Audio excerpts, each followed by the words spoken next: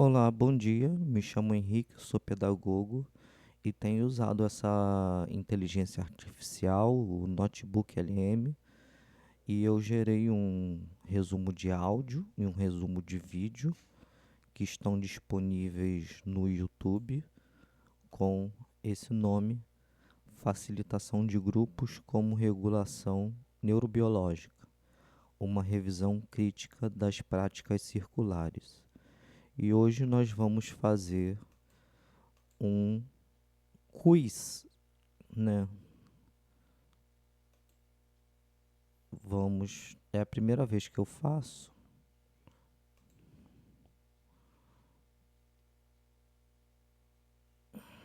então vamos lá.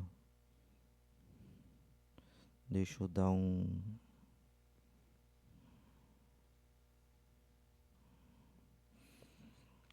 De acordo com o texto, qual é a principal mudança no papel do facilitador ao integrar a neurociência contemporânea às práticas circulares?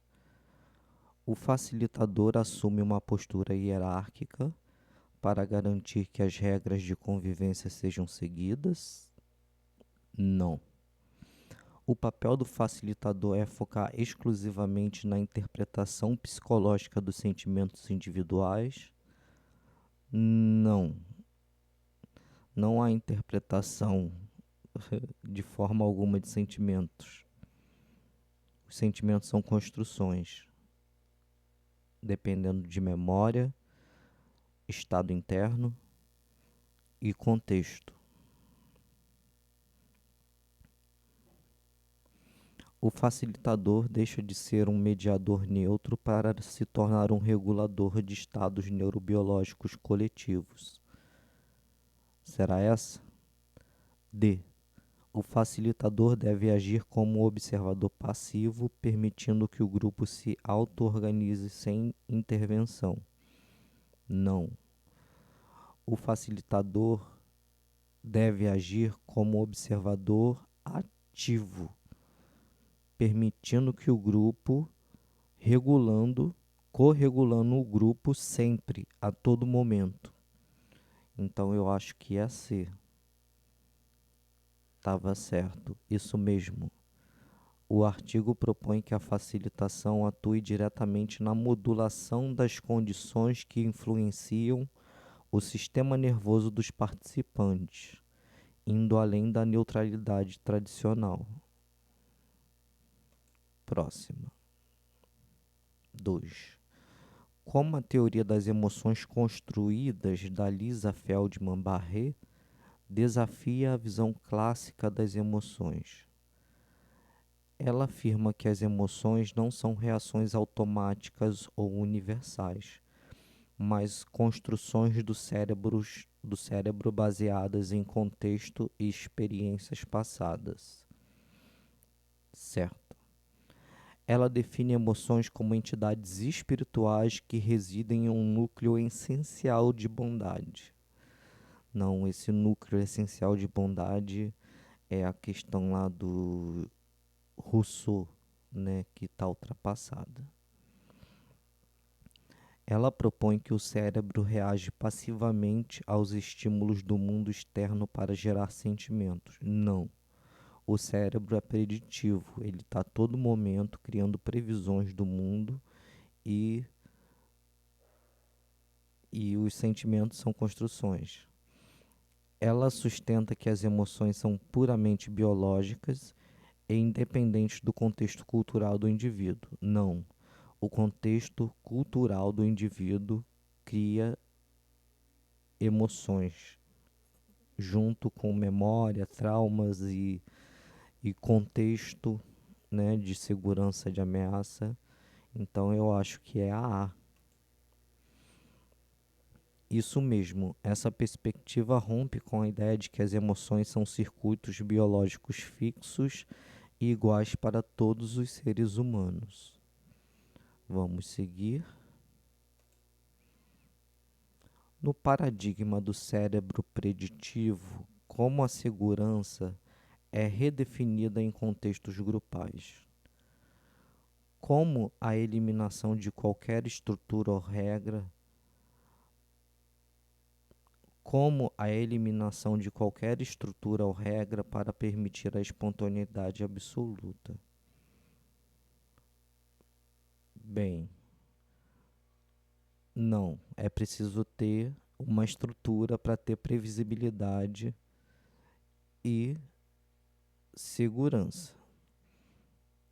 Como estado neurobiológico dependente de previsibilidade, regulação e corregulação entre os participantes. Acho que é essa. Como a ausência total de conflitos e garantia de que todos concordarão com as opiniões expressas. Isso é a visão clássica de facilitação de grupos, né? Profetizar que estamos num ambiente seguro. Como um contrato jurídico que impede que os participantes falem sobre o que ocorreu fora do círculo. Não. Então, acho que é a B. Isso mesmo. A segurança deixa de ser apenas um acordo moral, ético, e passa a ser entendida como uma percepção do sistema nervoso sobre o ambiente. E o sistema nervoso do grupo também é algo que é preciso ser corregulado para se ter segurança. Qual é a crítica feita pelo autor à ideia de vulnerabilidade proposta por Brené Brown quando aplicada sem mediação? A vulnerabilidade não é universalmente acessível, pois depende de condições mínimas de segurança percebida pelo sistema nervoso. Acho que é essa. A vulnerabilidade é impossível de ser alcançada em grupos que utilizam práticas circulares. Não. Pode ter vulnerabilidade, sim, em práticas circulares. Vulnerabilidade é uma fraqueza que deve ser evitada em contextos profissionais e comunitários. Deve ser evitada sem segurança. A vulnerabilidade é um traço de personalidade inato que algumas pessoas possuem e outras não. Não, vulnerabilidade ela é construída no momento em que você está agindo. Então eu acho que é a A. Isso mesmo.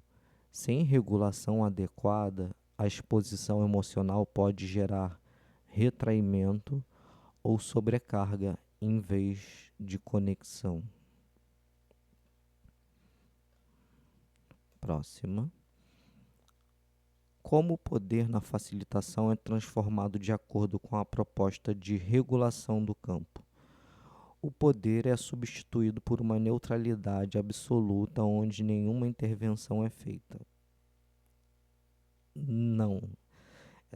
As pessoas acham que neutralidade vai gerar empatia, mas não é por aí. O poder deve ser centralizado no facilitador para que ele possa corrigir as emoções erradas dos participantes de forma alguma. Isso é um poder autoritário. O poder deve ser completamente eliminado para que a horizontalidade seja real. Não, isso é uma ilusão. É um lugar sem estrutura básica, sem mediação, vira um caos e não cria um ambiente seguro para que a vulnerabilidade seja acionada pelos integrantes. O poder é exercido como uma ferramenta de organização para sustentar a segurança e reduzir a ameaça do grupo. Sim. Isso mesmo. O facilitador utiliza seu poder para modular tempo, ritmo e intensidade, criando condições para a participação. Ao lidar com o choro de um participante em um grupo, qual deve ser a perspectiva do facilitador segundo a visão sistêmica? O choro deve ser ignorado para não envergonhar o participante que está se expondo. Não. O facilitador deve imediatamente nomear a emoção do participante como tristeza para ajudá-lo. Não. O choro é um evento sistêmico que mobiliza processos de regulação e construção de significado em todo o campo grupal, com certeza. O choro é um sinal garantido de que o processo de cura terminou com sucesso. Não somos gavetas de emoções. Nós construímos as emoções dependendo do contexto interno, externo e das nossas memórias e do ambiente, e não existe esse negócio de esvaziar, né? Ah, eu preciso desabafar, né? Às vezes o choro pode ser necessidade de corregulação, necessidade de regulação, ou diminuir o estresse. Então eu acho que o choro é um evento sistêmico que mobiliza processos de regulação e construção de significado em todo o campo grupal. Isso mesmo, o evento afeta não apenas o indivíduo, mas os sistemas nervosos de todos os presentes, exigindo uma gestão de impacto coletivo. Isso é bem desafiante. Lidar com o grupo como um organismo vivo e não como alguém que vai extrair sentimentos e emoções das pessoas que estão naquele espaço. Tudo é construído. E o choro, nesse caso, ele gera um evento, um fenômeno com todo mundo que está ali participando desse grupo. O que significa dizer que o grupo atua como um campo de corregulação? Significa que ritmos, entonações e silêncios influenciam reciprocamente os estados corporais e emocionais dos participantes. Acredito que seja essa. Significa que o grupo deve votar para decidir como cada pessoa deve se sentir. De forma alguma, significa que apenas o facilitador tem responsabilidade de manter a calma no ambiente. Não. Significa que todos os participantes devem sentir a mesma emoção ao mesmo tempo. Isso pode acontecer, mas não emoção, mas sincronização dos estados fisiológicos. Isso pode ocorrer com contágio emocional e as pessoas ficarem na mesma vibração, né, na mesma frequência. Isso é o que eu acredito, mas eu tenho que estudar mais. Então, o que significa dizer que o grupo atua como um campo de corregulação? Isso mesmo. A regulação deixa de ser um processo puramente interno e passa a ser distribuída na interação social. Eu acho importante que o grupo saiba disso. Isso é inovador e atualiza um pouco, né? Que todos precisam trabalhar juntos, né? Não precisa ser só o mediador.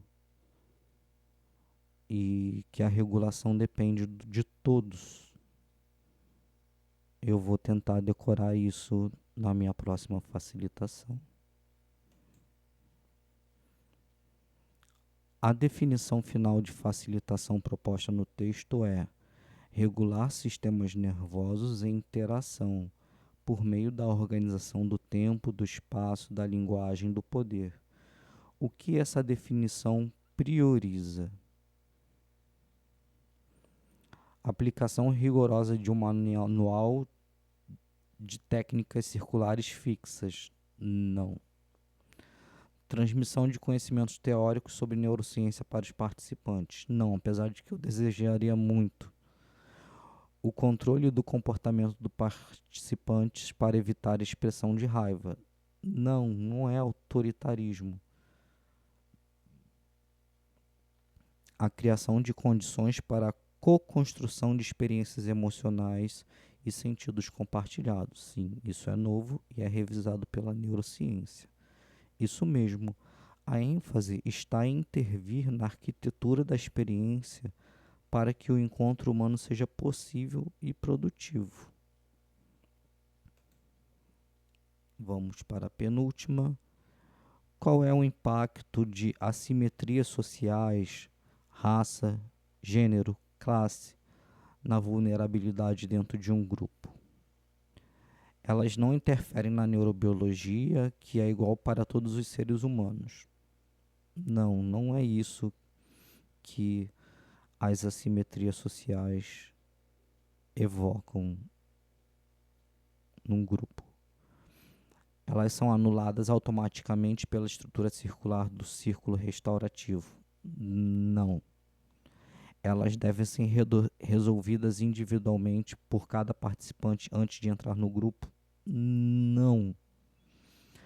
Elas fazem com que o risco de exposição emocional não seja igual para todos, exigindo uma análise crítica do facilitador. Sim, isso é muito desafiante. Isso mesmo.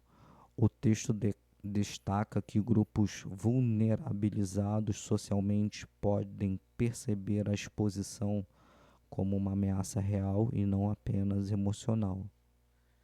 Então, o facilitador tem que ter muito cuidado, muita escuta, criar um ambiente muito seguro para que a pessoa não saia de lá com ódio ou com alguma emoção de não ter sido acolhida, de não ter se sentido pertencente daquele lugar.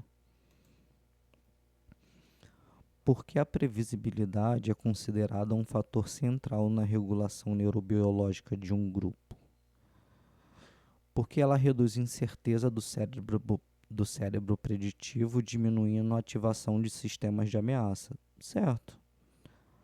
Porque é a única forma de garantir que o facilitador mantenha o controle absoluto da situação. Não. Apesar de que no ensino formal que a gente conhece, os roteiros, os planos de aula servem para isso, né?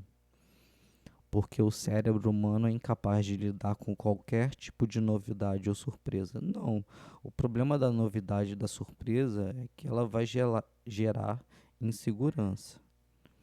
Porque ela torna o grupo chato e impede que as pessoas se expressem livremente. Não, a previsibilidade, ela reduz a incerteza do nosso cérebro preditivo, diminuindo a ativação de sistemas de ameaça. Isso mesmo, estruturas claras e rituais ajudam o sistema nervoso a economizar energia e manter estabilidade emocional. E a previsibilidade, ela vai gerar segurança, e segurança vai promover espaços em que ocorra exploração, cooperação, expressão, certo? Então ficamos por aqui.